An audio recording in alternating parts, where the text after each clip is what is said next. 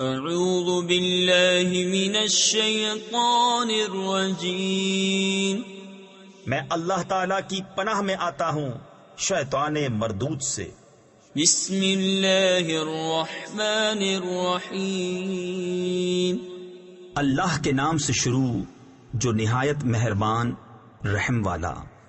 ارأیت الذی یکذب بالدین فذلک الذی یدع الیتیم ولا یحض علی طعام المسکین۔ بھلا دیکھو تو جو دین کو جھٹلاتا ہے پھر وہ ہے جو یتیم کو دھکے دیتا ہے اور مسکین کو کھانا دینے کی رغبت نہیں دیتا۔ فویل للمصلین الذین هم عن صلاتهم ساہون الذین هم یراءون ویمنعون الماعون۔